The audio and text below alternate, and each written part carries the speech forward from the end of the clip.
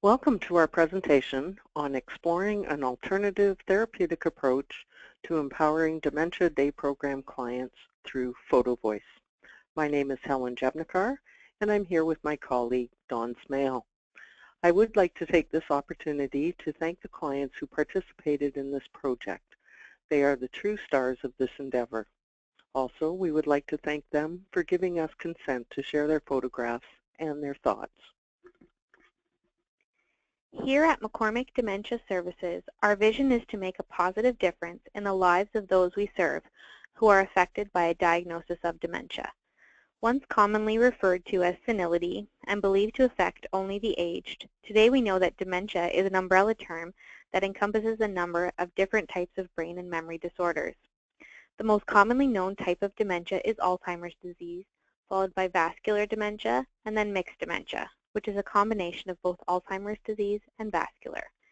There are, however, a number of dementias that are less known to the general public, such as frontal temporal lobe dementia, Lewy body disease, Korsakoff's disease, CJ's disease, that affect the brain and function in a variety of different fashions. Individuals that participated in this project have a diagnosis of dementia of various types, including Alzheimer's, mixed, vascular, and frontal temporal lobe dementia. While there may be commonalities exhibited by participating individuals, there is a truth in saying that when you have met one person with dementia, you have met one person with dementia. Photo voice is a participatory type of research that has been found to give voice to those who are marginalized and who share a common bond, such as new moms, immigrants, poverty-stricken communities, those who are living with addictions, or individuals who have received a diagnosis of dementia or their caregivers. Participants are provided with a camera and a topic and are instructed to take photographs of things that reflect their concept, viewpoint, or perspective with regards to the topic given. This concept makes each photo voice project a unique undertaking, with the participants' individuality and perspective being revealed through the commingling of images and words. And yet commonalities are shown through photo voice by its ability to expose human real-life experiences, emotions, and empowerment of the individuals participating, and by providing a voice to create change, conversation, and understanding. A picture speaks 1,000 words. There are not many tools with which a person with dementia can use in the process of self-monitoring. The use of photography could be a great tool. It can help others, including healthcare professionals, to understand the subjective illness experience. The photos show a perspective of strength and the ability to adapt coping skills to their illness. There were very limited literature in which photo voice was used for individuals with dementia. Much of what the literature seemed to indicate was that the camera was sent home with the person and the caregiver was the one to assist the individual to take the pictures. The use of photo voice allows entry into the person's perception of their illness. Much of the literature was geared towards using photo voice to determine leisure and recreational interests of the person with dementia. A photograph can sharpen memory and give rise to conversations that provide immediate understanding of the person's perspective. The caregivers, using the cameras with the individuals with dementia, were limited in the scope of the photography due to the restrictions being based in the recreational interests of the person with dementia. Persons with chronic pain or chronic illness were able to better cope when photo voice was used. There was a sense of being more in control in areas that were lost in treatment and/or the disease. There has to be a holistic approach to the person with an illness or chronic pain. This was a key theme throughout the literature. As you will see, everyone has different views and experiences. The awareness around how photo voice can be utilized is so impactful. It can broaden the current paradigm of despair and loss to include well-being and happiness.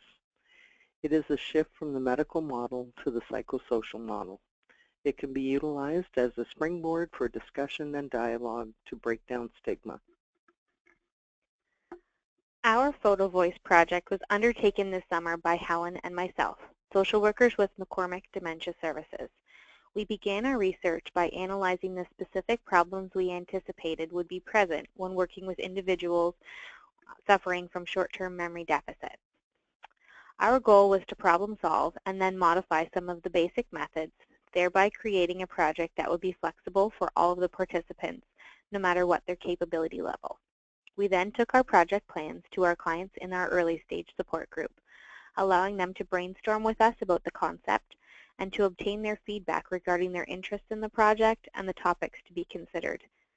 Based on our findings and the early stage support group input, our Photo Voice project was then designed with our day program participants in mind.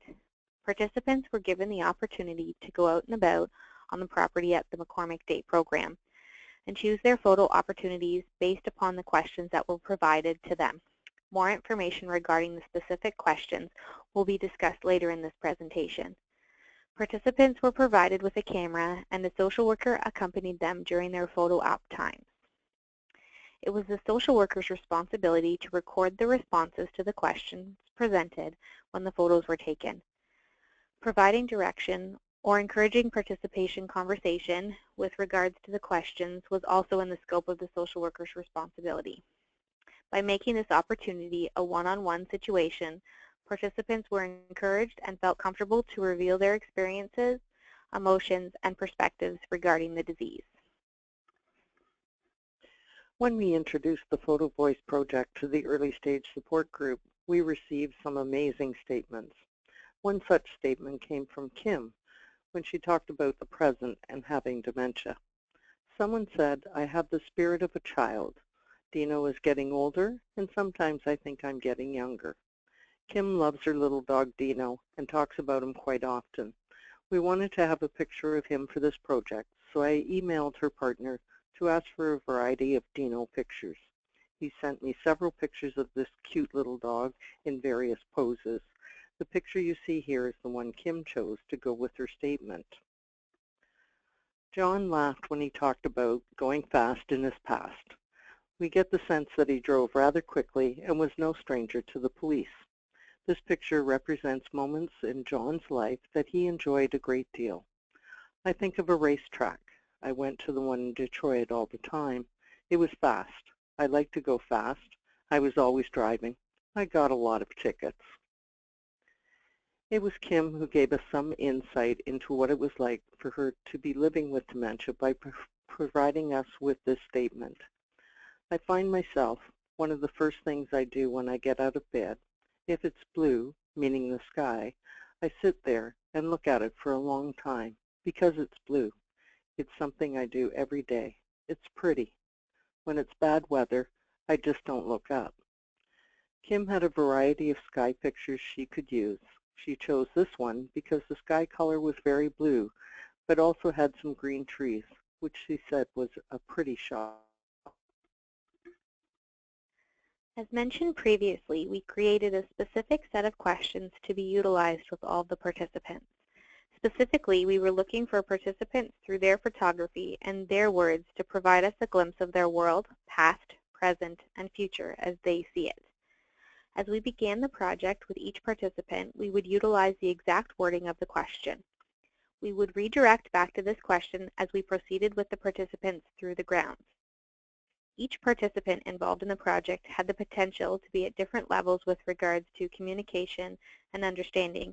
The question could be reframed, reworded, or redirected throughout the session based upon the needs of the participant. Since the goal of the project was to commingle the perceptions, photos, and words of the participant, the exact wording to the question was not as critical to the project as the general concept of the question. Allowing the question to be reframed, reworded, or utilizing redirection allowed the participants to reduce any frustration and provide them with the successful completion of the task at hand. The ultimate objective was to give voice to those who are often without a voice. Together with the day program participants, we are proud to share with you their photos, their voice, and their visions. We have grouped the slides together based on the 3 questions that were presented to our participants. The first question posed to our participants was, as you look around, is there something that represents or reminds you of yourself prior to having dementia? So let's see what the past looked like and what our group has shared. This photo was created by Jim.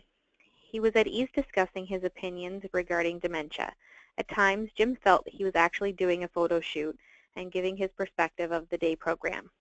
After being redirected back to the question at hand, Jim was very quick to share his perspectives of himself and his passion. In my mind, I travel all over the place. I would just get in the car and drive all over. The road is always there, always going someplace. Every day is different. No two roads are the same. Losing his driver's license was a big loss for Jim, and he spent time sharing this experience with me.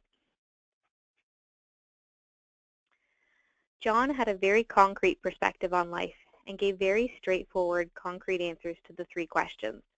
John has severe vision and physical limitations. In order to accommodate this and to make John feel more comfortable, he was offered the option to choose his photos from internet media rather than taking photos. With some encouragement, he was able to expand on his thoughts. When choosing his first photo, his statement was, "After the doctor told me, all I could think of was a stop sign." John related that the news was such a shock to have a dementia diagnosis and that everything around him stopped at that moment. Al made it clear when we were talking about how much he enjoyed just getting into the car and driving with no fixed destination in mind. What we also know about Al is his love of music. I felt more carefree. I would get in, throw the tunes on, smoke, and then drive. Just drive.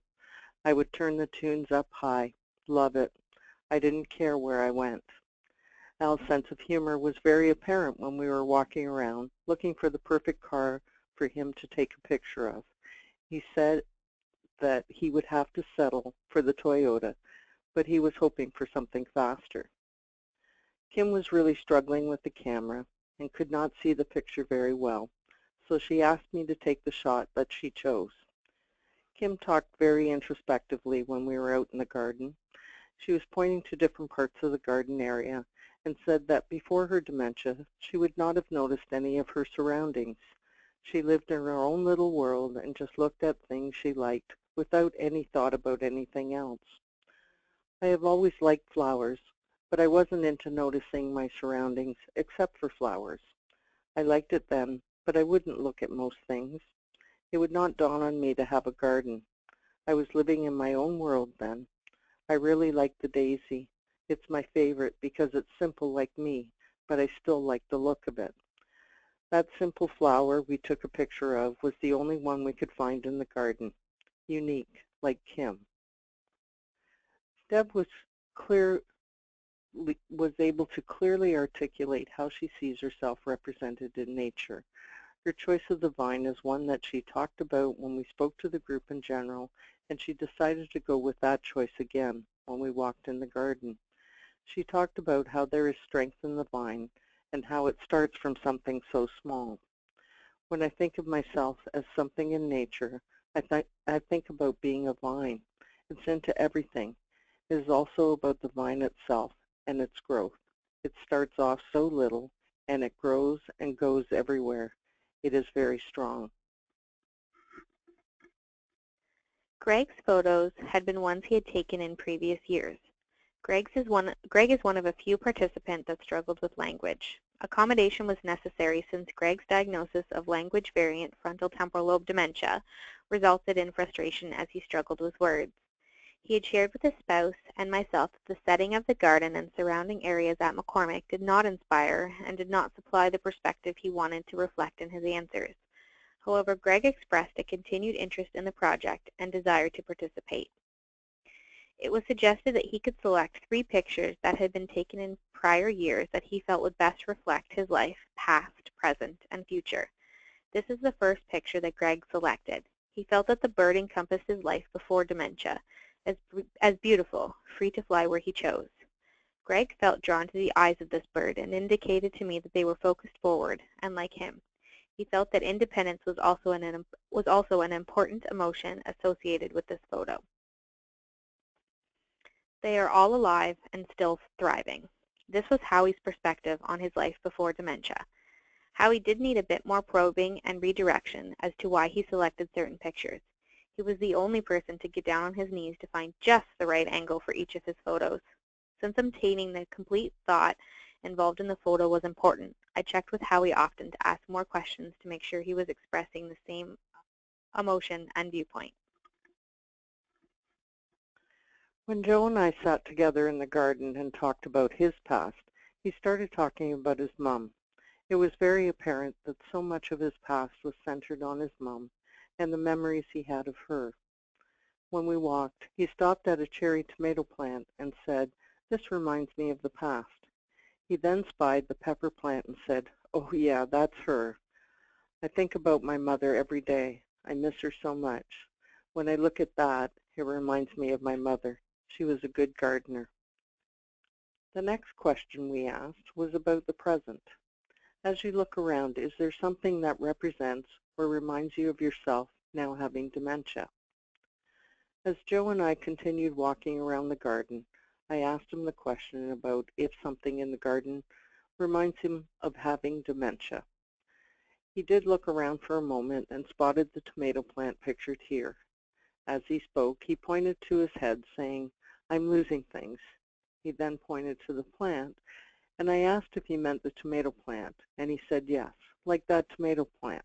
Lots there, but losing stuff. I am losing things, like that tomato plant. Lots still there, but losing stuff. This is Jim's representation of his present. Jim had shared with me that his passion had previously been doing renovations and that he and his spouse had spent many hours refinishing the cottage. From Jim's perspective, he felt that, "I don't think it stopped us from doing anything. I have the outlook I can keep doing anything. Just because I have dementia doesn't mean I can't." Jim's spouse sent in this photo of the cottage as the finished product. This photo provided the means to springboard a conversation with Jim about doing renovations and how that has changed now. Howie began this segment by sharing with me the parts that he found beautiful in this garden box. He enjoyed the greenery, and it took him a few moments to notice the owl. I took the opportunity to pose the question to him again and ask what he found in this picture that reminded him of himself today. Howie responded with, "All mostly green. It's hidden in things," referring to the owl. At this response, I did clarify that Howie was referring to the owl, which he indicated he was. Howie struggled with articulation at times, and by clarifying his responses and sometimes providing words allowed me to confirm that I understood him correctly. Clarification also served to act as a prompt and allow the conversation to be ongoing. You don't stop.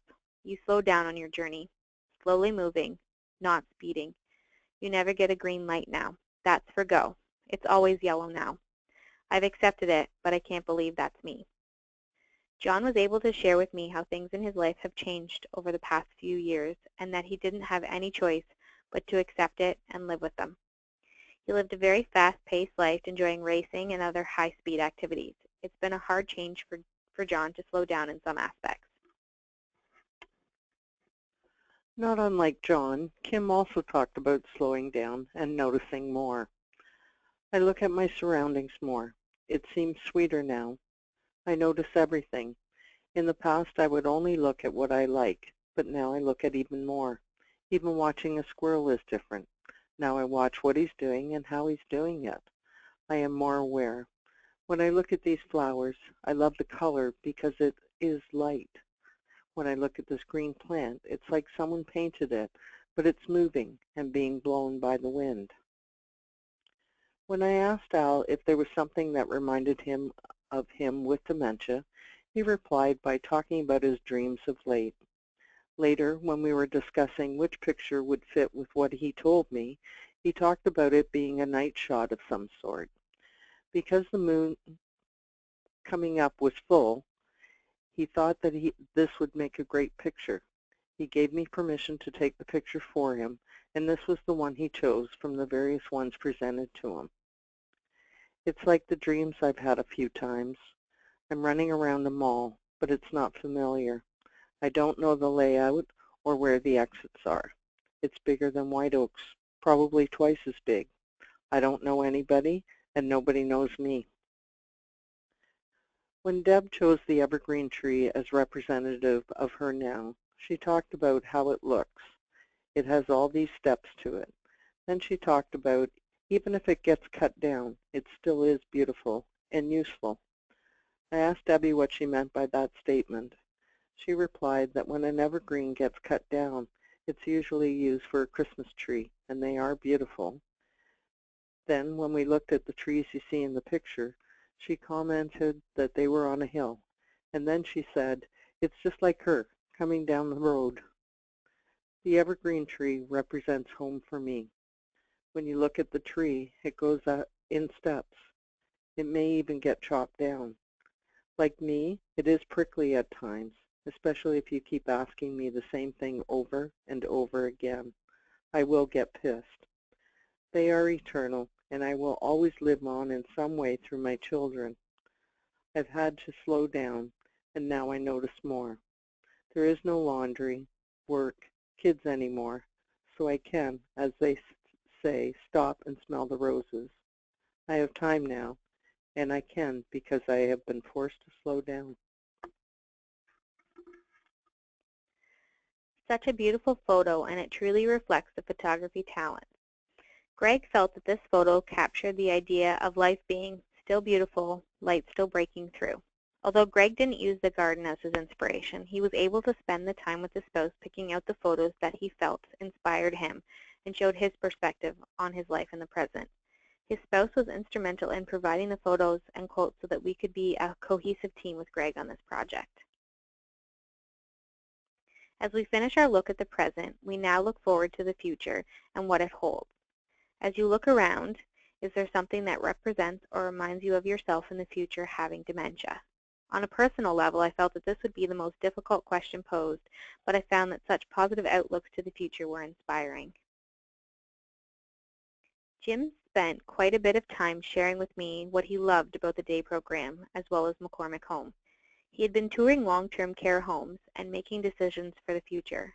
He shared with me that he enjoyed McCormick as he felt free here, and went on to further explain that being locked up, confined would be the hardest thing. That's the thing, to be free, like the tree in the picture. It's not just four walls. They will say you have dementia and you will be locked up. It's about open air and feeling free. What a statement full of feeling. It carries such impact that Jim's perspective for the future is feeling free, and that having a diagnosis of dementia to him means the possibility of a secure unit. We know that this isn't always the case, but it can be a concern for many struggling with this disease. For Jim, the feeling of freedom and openness is one that should always be there. Al has a great sense of humor. It isn't always appropriate, but on this day he was laughing when we talked about the future. Nothing really was inspiring him in the garden we were in, so we moved to another garden in which he saw the two chairs. He said they spoke to him. He laughed and said that he couldn't tell me what they said because it was not shareable. I will probably be very moody. I am moody now, but I'll probably be worse. I will just be an old fart. I will probably be carefree. I don't worry about things anymore. I will be more laid back, too. Kim enjoys spending time with her sister's grandchildren and is living vicariously through them. Talking about her future, she talked about things that she really enjoys. If I had a choice, and this is going to sound corny, I will be holding a grandbaby in my future picture. I see myself as still going places where I haven't been before. It would be to just get away, and it doesn't matter if it's a small town. I wouldn't want to live there, but I would like to visit. I like the water, and I just can't go to the beach anymore. I can see being in the little boat Ricky is building. When I look at the bird bath, I think that it and the birds are important. I wish the water was clearer in this one. Birds. The cardinal in my backyard is still there. It reminds me of my dad being everywhere. Cardinals are the symbol in nature that tells you that someone is watching out for you and loves you. Debbie again talked about how the vine is representative of her. She was philosophical about her future. I still see myself as a vine, even in the future. It just keeps growing, and it's eternal in its own seasonal way. It may go into hibernation, but it does come back. Heading through an open door, entering through it, was Greg's perspective of his future. Going into the unknown alone, needing help. A picture is worth 1,000 words, so they say. For Greg, this picture, this project, was an opportunity to share emotions that were locked inside his head. It gives him a platform for self-expression. With my ailments, with Dow Pharmaceuticals, I wouldn't mind getting into a study. That's where all the medications come from. I want to help make it easier for the future, helping towards the cause, being part of the test. I always remember the Christmas lights. They were the brightest. John was very deliberate with this, his final question. When I first posed the final question to him, his response was, "A coffin, as it's the end result for everyone." We joked about his reply and talked more in depth about the finality of life for us all. I reframed the question for him, asking about the future for him between the present and the coffin. With that, John shared with me his work experience at Dow Chemical and his interest in helping others if he could, making a difference for the John has other health concerns and has not been able to realize this hope as of yet. He does want to contribute in some fashion and to be able to create some positive experience from this situation. Howie was intrigued by our new installation on the fence. He spent a fair amount of time just standing and observing it. When I initially asked him the last question, I did not get a response. So I asked him what he liked about it, and then what he felt might remind him about himself in the future. His response was to tell me that it's an original. It looks down and forward. Like a journey? Yeah, a different journey. I supplied the word journey for him, and Howie quickly agreed. Our discussion continued with regards to how everyone is different, and no one is sure of where their journey will lead them. Joe talked about doing all the things he really enjoys doing in life. When I asked him about something representing him in the future, he pointed to a maple tree, but then made the comment that it was too small. We found the perfect one for his picture. I am still going to play the guitar, sing, and paint. I like trees like the maple. It's strong, like me, a strong Frenchman. The individuals that participated in this project asked on a number of occasions when they would get to see the pictures they had taken. Dawn and I had the opportunity to do a shorter version of the presentation to the early stage support group.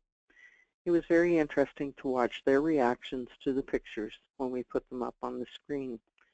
Kim was very emotional throughout the presentation, and Debbie was comforting her at those moments. Debbie also showed her emotions, but to a lesser extent. The men in the group that had participated in the project were interesting to observe. All of them seemed to sit straighter in their chairs, and you could see them exude their feelings of confidence and accomplishment. There was a sense of pride in having created such beautiful works, and many wanted to share their comments and point out that that was their piece. There was such camaraderie within the early stage support group. I was happy to see their smiles, laughter, and good-natured teasing when some of the quotes were read, such as Al suggesting he would be an old fart, or being pissed in the words of Deb. Many of the non-participants seemed to have a keen interest in what was being presented. This may be the springboard for them to be part of the next project we do with the group. As I reflect on this experience, I never knew how differently everyone would be in his or her expression of self in pictures. There were some commonalities as well. For example, when I think about how they all talked about the past, the common thread seems to be that they were carefree and able to do what they wanted and when they wanted. Foremost in my mind, I think about the questions we are asking and how willing each of the clients were to share their thoughts and feelings about their dementia. Their representations of themselves, past, present, and future, are very incredible. Talking to Dawn afterward, I noted to her the similarities of what I heard about the disease making them slow down.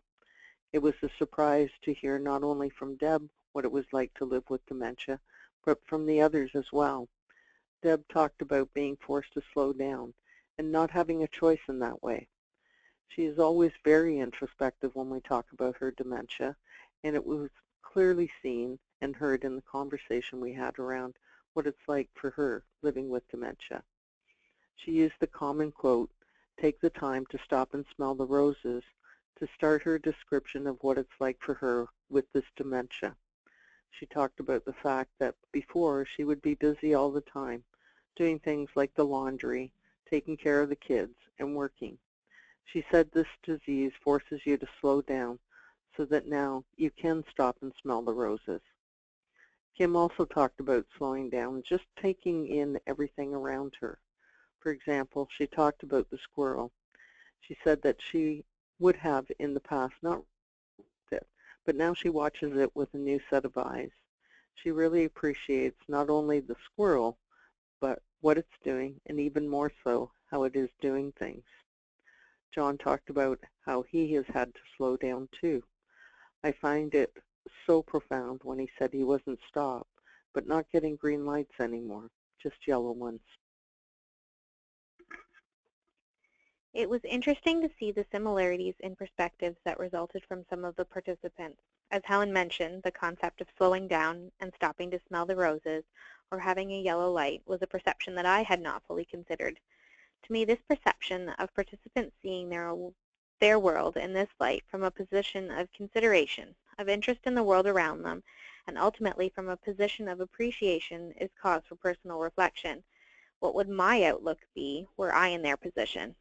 The media presents people as suffering from dementia or as a victim of Alzheimer's disease. I understand firsthand that this is a horrible disease, but after participating in this project, I also see that along with the sadness and the struggles, people are also thriving with dementia and living in the moments with smiles and laughter.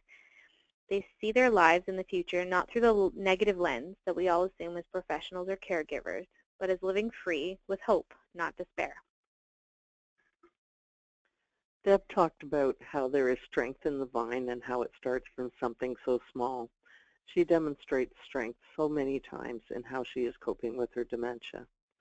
I had thought that they may have been talking more about how devastating this disease is, but each of them, even when talking about their future, did not talk about an abyss or a black hole of some sort in their future. They were all still very positive about what the future holds for them. When Debbie chose the evergreen tree as representative of how she is now, she talked about how it looks. It has all these steps to it.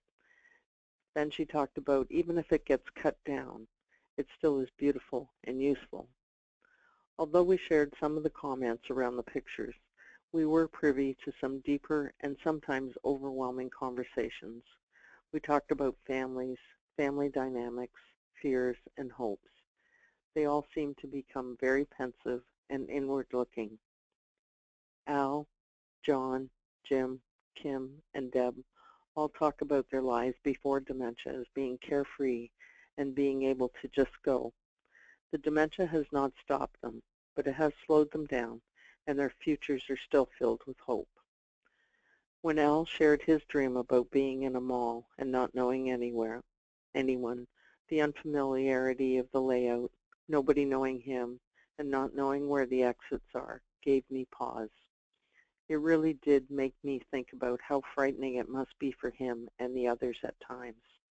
It also made me think about how positive each of them is in their day-to-day lives. Kim says she now notices things more. She talked about the colors she sees and the things that are happening around her. This somewhat echoes what Debbie would say later about stopping and smelling the roses. Very similar thoughts about how they see their dementia and how they are living with it. Kim said that she really appreciates things more now with the dementia, not just seeing things, but how things are, what they're doing, and how they're doing it. It made me think about how I live my life in a hurry sometimes and not really appreciate everything around me. I know for myself, when something big changes in my life, that is when I start being grateful for and being conscious of the world around me. I think a lesson can be learned here from the folks like Kim who have grasped the important things in life. One thing that really comes to mind for me is how much conversation we had with the clients when we were walking in the gardens. Although we cannot share everything that was said, there was such honesty about what the dementia is like for each of them. We cannot, in fact, truly imagine what it is like living with dementia, but this project gave us a view that was from their perspective. It was like we were able to, for just a moment, see things through their eyes.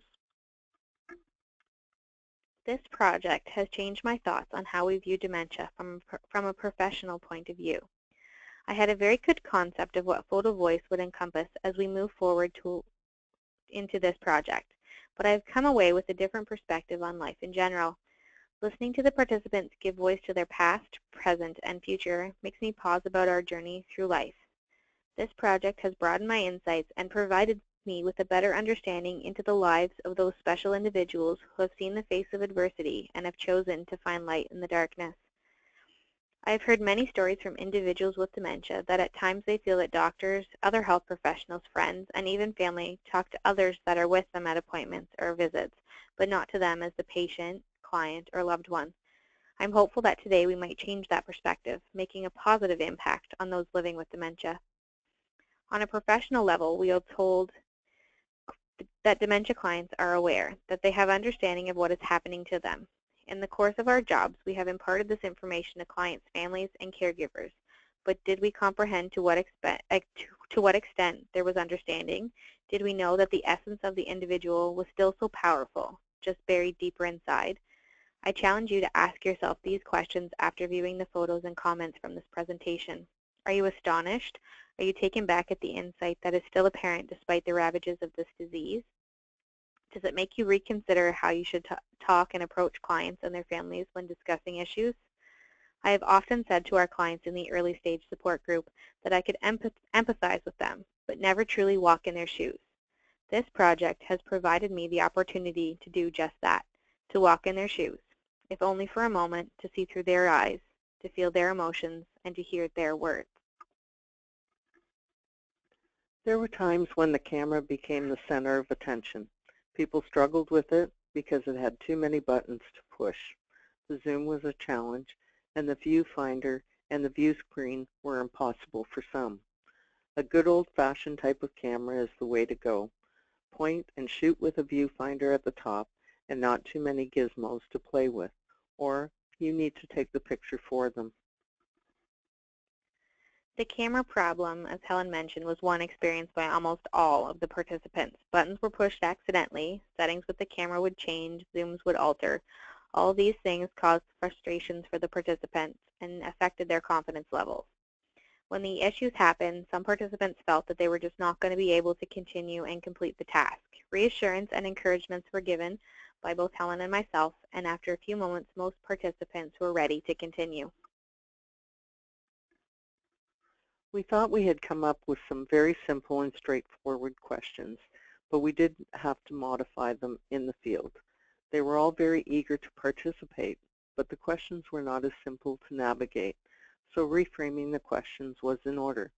Sometimes it was just easier to have a conversation around what it was we were hoping to accomplish, and thus it became the way to go. Each participant was at a different level with short-term memory deficits, language, and their communication ability. The questions were created with this in mind to allow the participants openness to freely respond creatively. Redirection was required at times, some participants requiring more assistance in this area than others. Most participants required not only redirection, but also conversation in order to facilitate responses. Flexibility is a necessity when working with this demographic. The end result was still the same, but there was an additional time requirement that needed to be allotted. Selection of participants should be considered carefully. Not all will flourish in a study such as this one. Some participants may not understand the abstract concepts that this project entails. Some may not be interested in photography, and some may not be interested in participating in a study. These issues were apparent to us when the project was initially discussed with our early stage group. We gave people in the early stage group the opportunity to choose participation. Those that chose to be non-participants were not affected at all. We would always just take one person out at a time and return them to their regular activities as soon as possible. We did not rush them at all. We knew that we would have to complete all the work around the photography and the comments in one sitting. That is to say, we would go out for as long as it would take to capture the pictures and write down the dialogue, review the pictures, and have them choose which picture they liked the best. We truly underestimated the time we thought it would take. The minimal time frame was around an hour, and the maximum around 2 hours, with the average being just around an hour and a half. We want to do this again and see if we get the same results, but also to improve on the process. Sharing as we did today may help others in their work with individuals with dementia. It also opens us to see how perceptive individuals are regardless of their dementia. Perhaps the best thing to come out of this project is we get to see through their eyes for just a moment what it is like. This photo voice project has served to be a gateway to get the conversation started, sharing information between Helen and myself, and now you. Our photo voice project has been a method, not just to shine light on the stigma of dementia, but to enlighten all of us, to give us insight into the world of those with a diagnosis of dementia, to better serve their needs, and to allow them, through this project, to give a voice to the often unheard and marginalized group in our society. In doing so, we hope this information can be utilized, extrapolated, and undertaken in other settings to assist those involved in providing services and care to individuals with dementia, to have a greater understanding of what it means to live with dementia. There is a light in the darkness, joy mingled with sorrow, and life despite this disease. Helen and I would like to take this opportunity to thank you all for joining us today and sharing in your interest with this project. If you have any questions, please don't hesitate to be in contact with us here at McCormick Dementia Services. Thanks.